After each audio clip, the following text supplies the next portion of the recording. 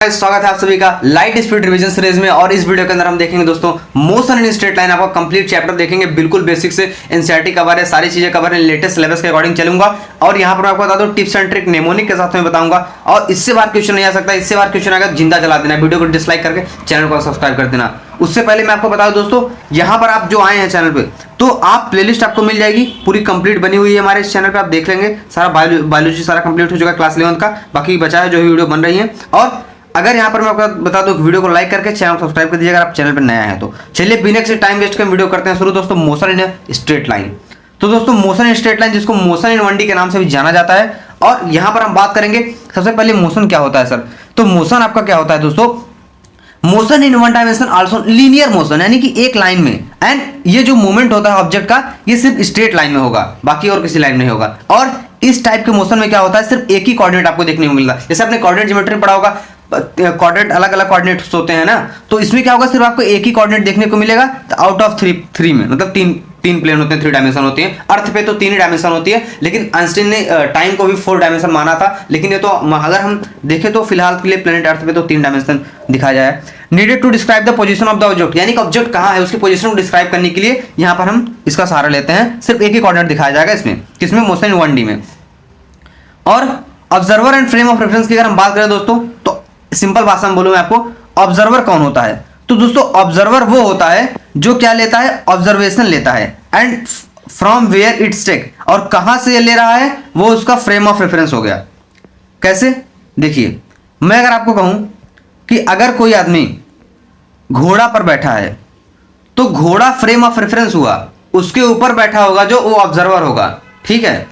तो ऑब्जर्वर जो होता है always assume to be rest, मतलब वो रेस्ट पे माना जाता है ऑब्जर्वर। और nothing is at absolute rest in absolute motion, और कुछ भी एब्सोल्यूट रेस्ट और एब्सोल्यूट मोशन नहीं होता। मैं आपको कह रहा हूं गलती से खाली आप 5 मिनट देख लीजिए वीडियो को, अगर आपको अच्छा नहीं लगे तो आप जा सकते हैं। तो यहां पर डिस्टेंस और डिस्प्लेसमेंट के हम थोड़ा सा देख लेते हैं। तो डिस्टेंस क्या होता है, देखिए डिस्टेंस को ना टोटल पाथ लेंथ, यानी कि ये पाथ पे डिपेंडेंट है, ठीक है।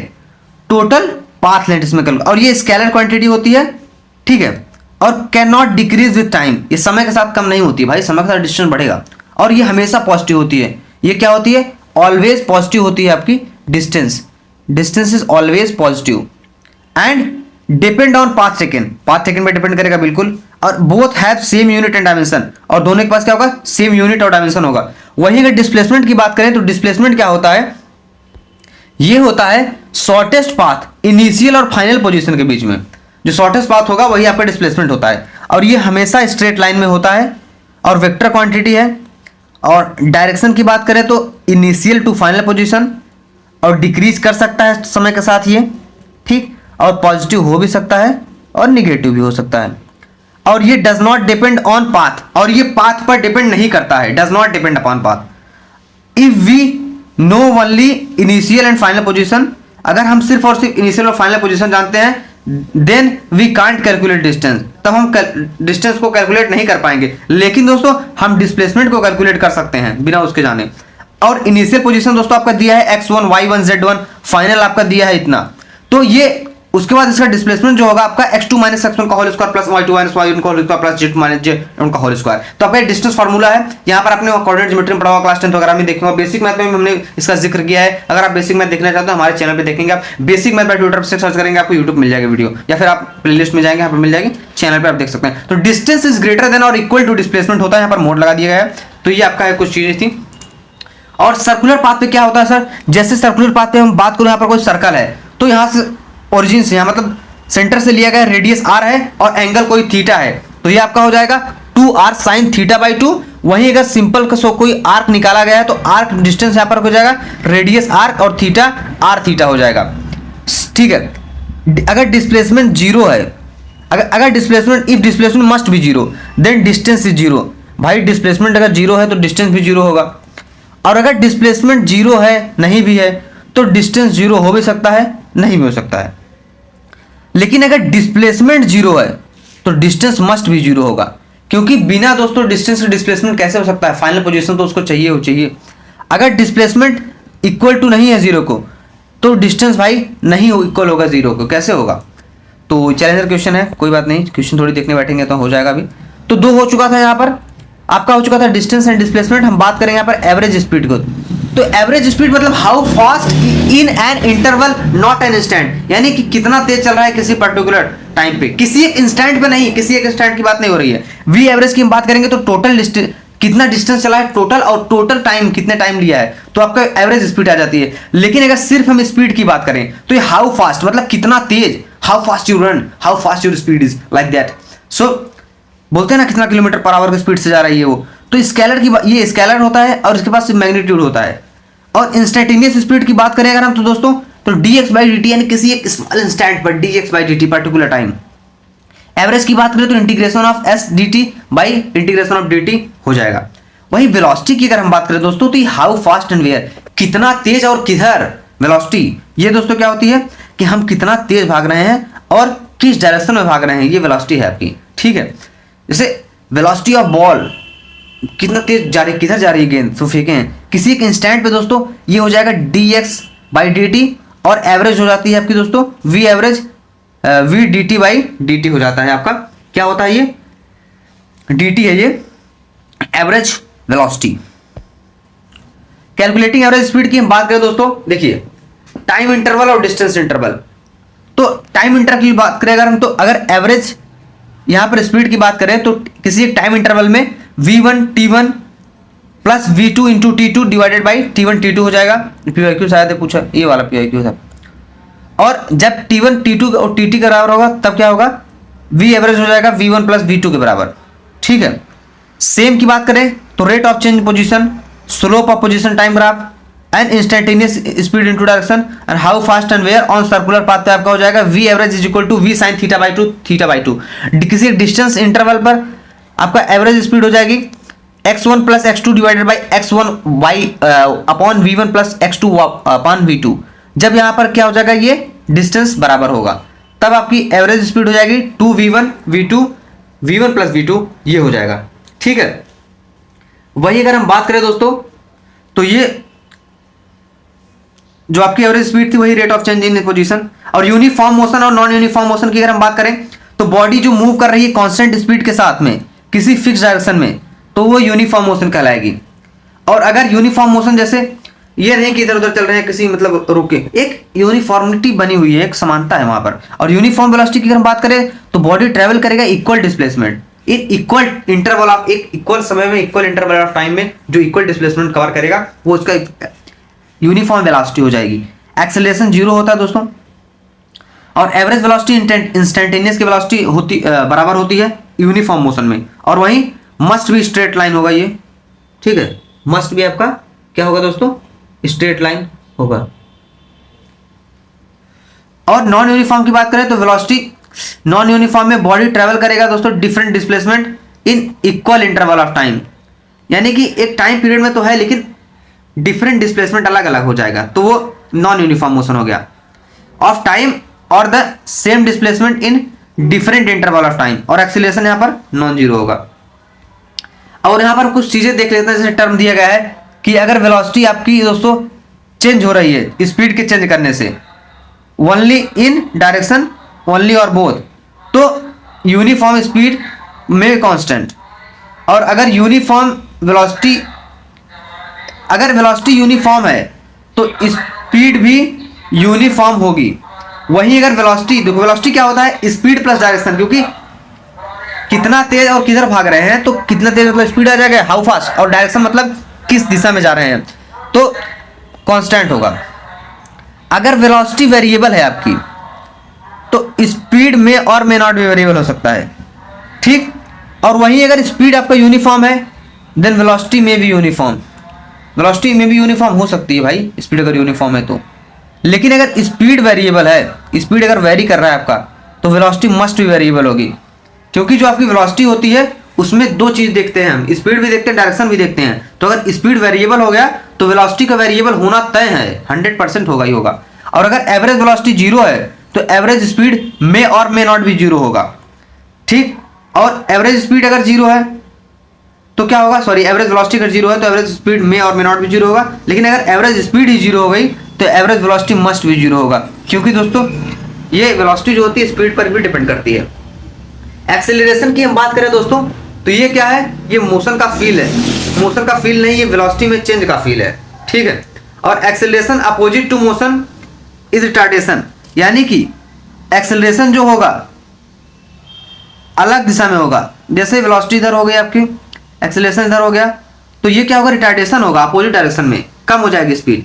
और negative acceleration does not mean retardation, अगर एक्सेलरेशन निगेटिव है तो इसका मतलब ये नहीं रिटार्डेशन हो रहा है, वो तो आप दर्शा रहा है बस। वैसे रिटार्डेशन पॉजिटिव हो सकता है, निगेटिव हो सकता है।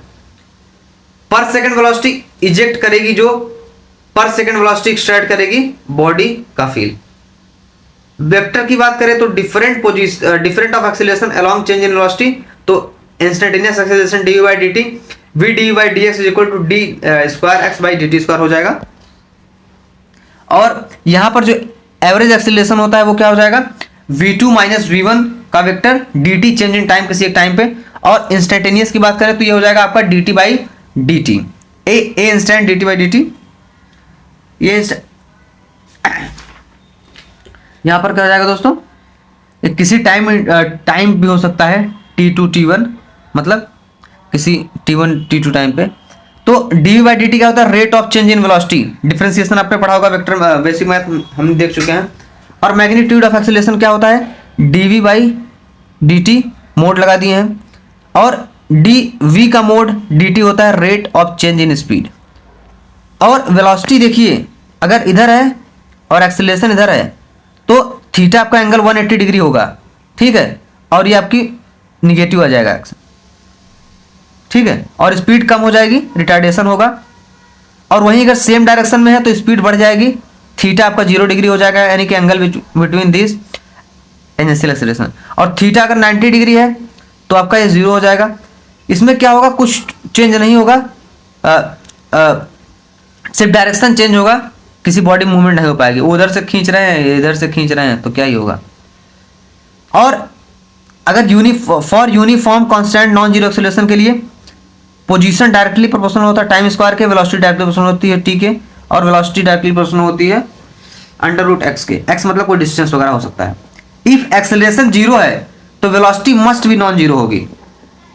अगर एक्सेलरेशन जीरो है तो velocity must be non zero होगी। यहाँ पर कुछ अप्रोच दिया गया सॉल्व करने के लिए, जैसे अगर एक्सेलरेशन जीरो है तो वेलोसिटी कांस्टेंट होगी और s is equal to v हो जाएगा। वहीं अगर एक्सेलरेशन नॉन जीरो है तो इक्वेशन ऑफ मोशन एप्लीकेबल होगा। जैसे एक्सेलरेशन वेरी कर रहा है तो इक्वेशन ऑफ मोशन आपका v is equal to u t plus a t, s is equal to u t plus half a square, v square minus u square equal to 2s आ जाएगा आपका, ठीक है। और अगर एक्सेलरेशन वेरिएबल है, तीन कंडीशन हम देख रहे हैं, जीरो, नॉन जीरो, वेरिएबल, तो देखिए equation of motion is not applicable, do integration और डिफरेंशिएशन करके हमको निकालना पड़ेगा। और यहां पर अगर हम वेलोसिटी को दोस्तों क्या करेंगे, डिफरेंशिएट करेंगे तो हमको एक्सेलरेशन मिलेगा, और एक्सेलरेशन को हम इंटीग्रेट करेंगे तो हमको वेलोसिटी मिलेगी। वहीं अगर हम वेलोसिटी डिस्टेंस को यानी कि अगर हम इंटीग्रेट करेंगे तो हमको क्या मिलेगा, वेलोसिटी मिलेगी, और डिफरेंशिएट करेंगे तो सॉरी एक मिनट यार, अगर हम यहाँ पर डिस्टेंस को हम क्या कर रहे हैं, किसी डिस्टेंस को डिफरेंशिएट करेंगे तो वेलोसिटी मिलेगी, वेलोसिटी को इंटीग्रेट करेंगे तो हमको डिस्टेंस मिलेगा, ठीक। तो ये कुछ क्वेश्चंस हैं, देख लीजिएगा, स्क्रीनशॉट ले सकते हैं, पॉज करके सॉल्व कर सकते हैं। देखिए साइन कन्वेंशन की बात करें एक डी मोशन के लिए, अभी 2D वाला भी हम बाद में देखेंगे, तो पॉजिटिव और निगेटिव साइन शो करता है डायरेक्शन को, ना कि उसकी वैल्यू को। Important for calculating distance and displacement के लिए जिसमें जरूरी होता है, स्पेशली जब यू टर्न, कोई कार वगैरह यू टर्न है, ऐसे क्वेश्चन आ गए जिसमें डिस्प्लेसमेंट डिस्टेंस के बराबर नहीं होता है, तो इस केसेस में क्या होता है दोस्तों, आपको चेक करना होगा ऑब्जेक्ट का वेलोसिटी जीरो है यू टर्न के लिए, अगर स्टॉप हुई तो।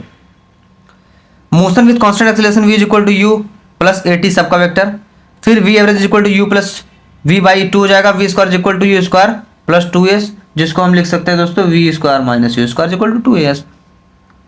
फिर ये आपका हो जाएगा डिस्टेंस हो जाएगा final minus initial is equal to u t plus half a t square लिख सकते हैं इसको, और s is equal to u plus v by two into t, s nth किसी एनथ टाइम पे एनथ की जगह कुछ भी हो सकता है, मतलब डिजिट होगा कोई, u plus A by two 2n minus 1 हो जाएगा।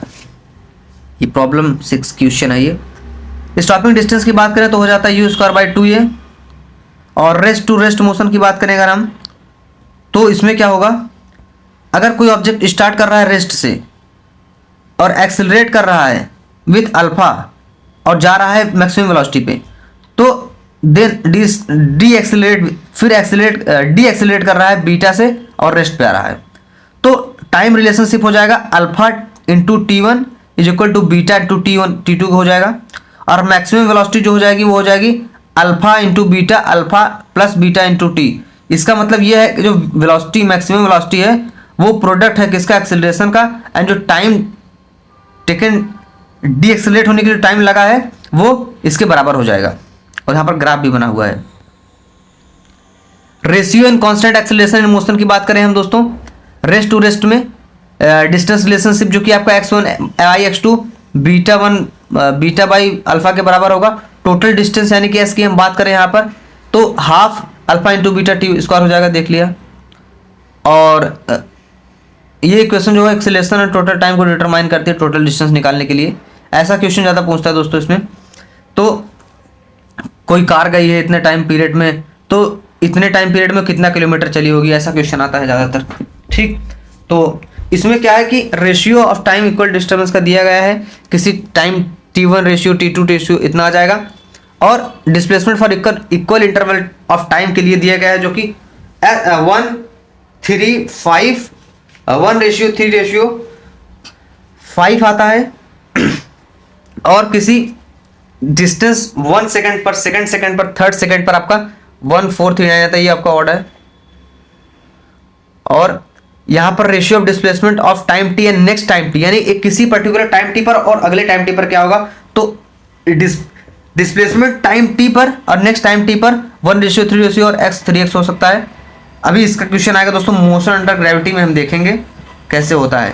तो st 2t is equal to 1:4 और x 4x हो जाएगा। तो मोशन अंडर ग्रेविटी दोस्तों इसमें एक्सेलरेशन आपका कांस्टेंट होगा।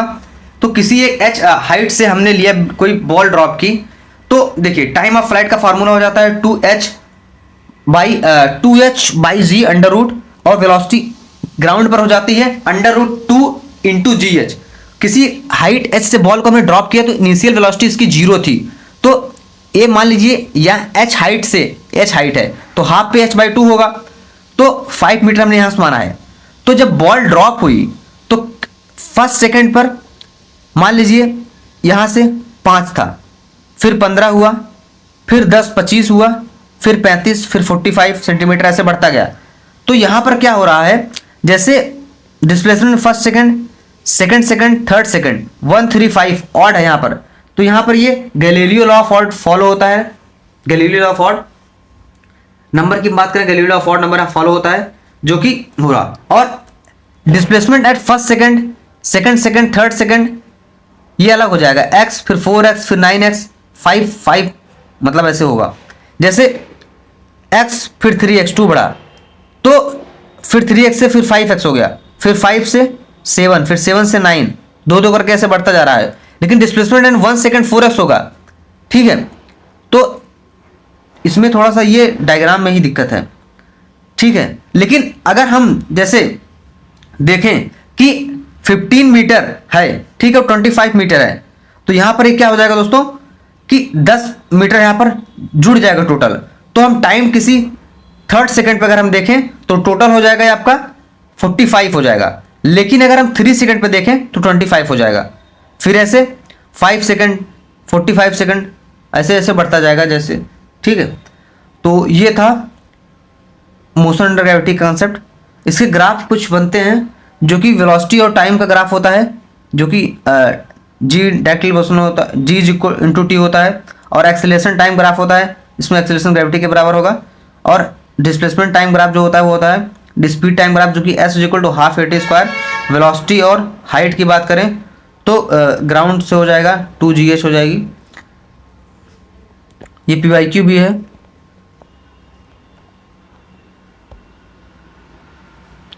Motion under gravity ground to ground की बात करें, वो हाइट से ग्राउंड पे था। तो इसमें क्या होगा, non uniform motion velocity variable होगी। एट मैक्सिमम हाइट वेलोसिटी 0 हो जाती है, जैसे यहाँ पर क्या हो जाएगी, वेलोसिटी 0 हो जाएगी। तो किसी हाइट मैक्सिमम हाइट होती है u²/2g, और टाइम पीरियड जो होता है ऊपर u/g हो जाएगा, नीचे के लिए हो जाएगा u/g। और टाइम ऑफ फ्लाइट हो जाएगा 2u/g। तो किसी यहाँ पर कुछ चीज़ों को हमने फेंका है, फिर ग्राउंड से ग्राउंड पे आ रही है, तो इनिशियल वेलोसिटी इसकी यहाँ पर क्या है, स्पीड इसकी क्या है 60 मीटर पर सेकंड है। तो ये प्रॉब्लम यहाँ पर दिया गया है जो कि गिवन है आपकी वेलोसिटी। टाइम ऑफ फ्लाइट निकालना है, वेलोसिटी टाइम निकालना है, मैक्सिमम हाइट निकालना है, डिस्प्लेसमेंट निकालना है, डिस्टेंस निकालना है। तो ये सब फार्मूला रख के देखेंगे तो सब यहाँ पर आता जाएगा, बिल्कुल ईजी है ये। Advance concept in vertical motion की हम बात करें तो देखिए, एक्सेलरेशन अप और डिस्प्लेसमेंट, यहाँ पर एक्सेलरेशन वर्सेस टाइम का दिया गया है ग्राफ, जिसमें हाँ ये तो एक्स एक्सिस है, ये वाई एक्सिस है। तो इसमें क्या हो जाएगा दोस्तों, ऐसा बनेगा आपका, नीचे है ग्रेविटी, और स्पीड वर्सेस टाइम का देखें तो कुछ ऐसा बनेगा आपका ग्राफ। यहाँ पर वेलोसिटी यहाँ पर 0 हो गई, और u/g जो कि नीचे की तरफ जाता है तब होता है डाउन। और वेलोसिटी वर्सेस टाइम की बात करें हम यहाँ पर, तो भी आपका नीचे की तरफ जा रहा है, -u हो जाएगा। डाउन में भी u/g होता है।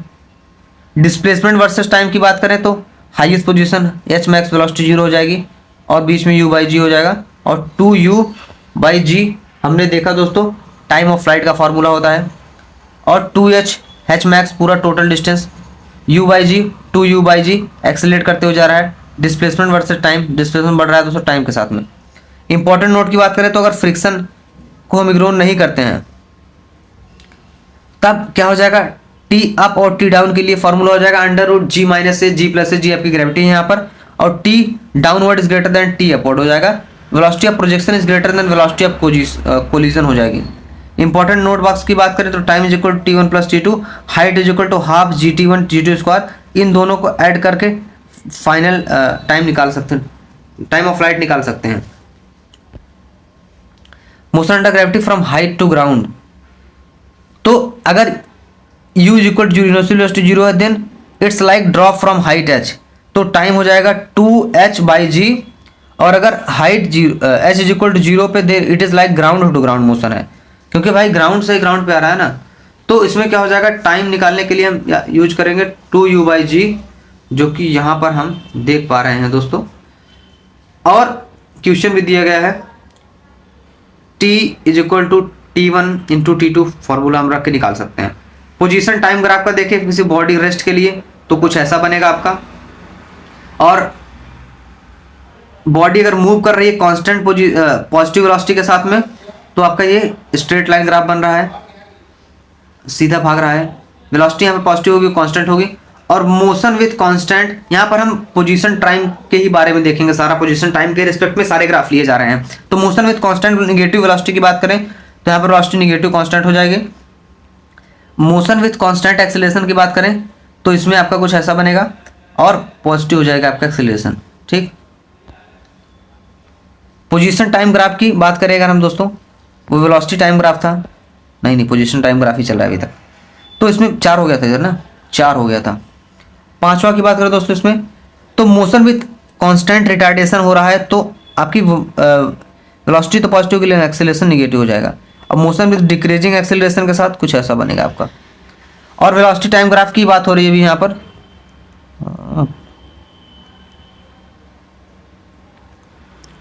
तो कांस्टेंट इंक्रीजिंग वेलोसिटी पॉजिटिव, और वेलोसिटी पॉजिटिव एक्सेलरेशन नेगेटिव का कुछ ऐसा ग्राफ बनेगा। वेलोसिटी टाइम ग्राफ की बात करें, वो पोजीशन टाइम ग्राफ हम देख रहे थे अभी तक, 8 था उसमें। Area is equal to displacement हो जाएगा, स्लोप भी एक्सेलरेशन के बराबर हो जाएगा, बट डिस्टेंस जो होगी वो ऐड होगी। जैसे मोशन विथ कांस्टेंट वेलोसिटी के साथ में आपका एक्सेलरेशन 0 हो जाएगा, कुछ ऐसा ग्राफ बनेगा। वही motion with increasing retardation increase होगा तो कुछ ऐसा बनेगा, रिटार्डेशन हो रहा है, नीचे की तरफ जा रहा है, इंक्रीज नहीं हो रहा है, डिक्रीज हो रहा है। और अगर इंक्रीज होगा तो आपका कुछ ऐसे बनेगा graph. Velocity position graph, velocity और पोजीशन के बीच में देखेंगे तो स्लोप आपका आ जाएगा m is equal to acceleration by velocity. और एक्सेलरेशन टाइम ग्राफ की बात करें तो, और ये हो जाएगा आपका स्लोप हो जाएगा जर्क, लेकिन एरिया चेंज हो रहा है वेलोसिटी में, a1 - a2 हो जाएगा, जैसा कि आपका साइनसोइडल बन रहा है कर्व। एग्जाम्पल प्रॉब्लम क्या है देखेंगे दोस्तों। रिलेटिव मोशन की अगर हम बात करें 1 डायमेंशन में, तो XA is equal to XA, यानी कि रिलेटिव मोशन, यानी कि रिलेटिव का सीधा सीधा मतलब है कि हम किसी दूसरे के रिलेशन में देख रहे हैं उस चीज को। जैसे पोजीशन ऑफ हम A देख रहे हैं विथ रेस्पेक्ट टू B, तो यहां पर क्या हो जाएगा दोस्तों, position of A minus position of B हो जाएगा। वहीं वेलोसिटी ऑफ, हम ए बी देख रहे हैं दोस्तों विथ रिस्पेक्ट टू, तो हो जाएगा velocity of A minus velocity of B. वहीं एक्सेलरेशन की अगर हम बात करें तो ये हो जाएगा acceleration of A minus acceleration of B, फिर ये पोजीशन वाला ही है दोस्तों।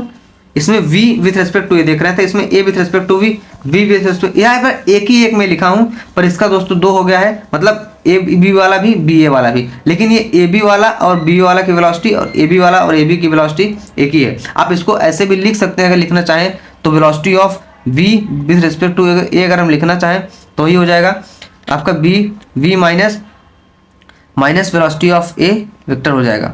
तो ऐसे दोनों का भी मतलब हो जाएगा, पर एक ही लिखें क्योंकि कम टाइम में ज़्यादा चीज़ आपको डिलीवर करनी है। ऑब्जर्वर खुद को हमेशा रेस्ट में अज्यूम करता है और उसके पास जो भी वेलोसिटी एक्सेलरेशन होता है उल्टा करके जिसको देखते हैं उसमें मतलब लगा देते हैं। जैसे केस फर्स्ट में देखें, अगर वेलोसिटी एक्सेलरेशन के बराबर होगा, velocity of A is equal to velocity of V होगी, तो रिलेटिव वेलोसिटी आपकी हो जाएगी 0। जैसे यहाँ पर ग्राफिकल रिप्रेजेंटेशन कुछ ऐसा बनेगा, क्वेश्चन पूछ सकता है, अगर velocity of A is greater than velocity of V है तो रिलेटिव वेलोसिटी हम देखेंगे दोस्तों, velocity of A B with respect to, velocity of A B positive होगी, velocity of B A minus negative हो जाएगी।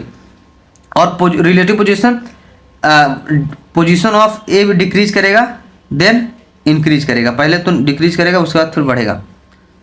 अगर velocity of V is greater than A है तो रिलेटिव वेलोसिटी आपकी माइनस में हो जाएगी और वी ए पॉजिटिव हो जाएगी, आपका पोजीशन जो होगा इंक्रीज कर देगा। यहाँ पर ग्राफिकल रिप्रेजेंटेशन कुछ ऐसा बन जाएगा।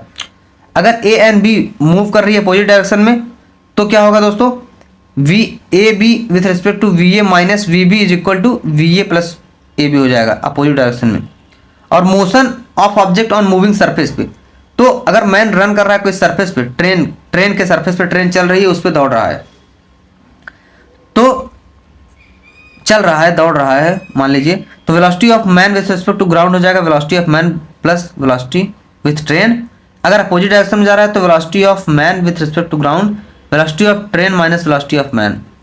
और रिवर प्रॉब्लम आता है दोस्तों, तो इसमें velocity of man with ground is equal to velocity of man plus velocity of river. Upstream में दोस्तों क्या हो जाएगा, यानी कि उसकी विपरीत जा रहा है, डाउन स्ट्रीम मतलब उसके साथ जा रहा है, धारा के विपरीत धारा के साथ धारा प्रवाह, तो V R minus V one हो जाएगा इसका, velocity of river minus velocity of man. तो टॉपिक की बात करें तो एक्सेलरेशन ऑफ ए बी हम मोशन अंडर ग्रेविटी में एक ऑब्जेक्ट के अंदर ऑब्जेक्ट के आल्सो देखते हैं motion under gravity uniform motion होता है, जो कि velocity of A B constant होगा और डिस्प्लेसमेंट आपका इंक्रीज करेगा, increasing linear motion, time collision करेंगे तो आपका हो जाएगा S A by V B हो जाता है, जो कि ठीक है। तो ये था आपका complete chapter. Thank you so much, thank you for watching this video.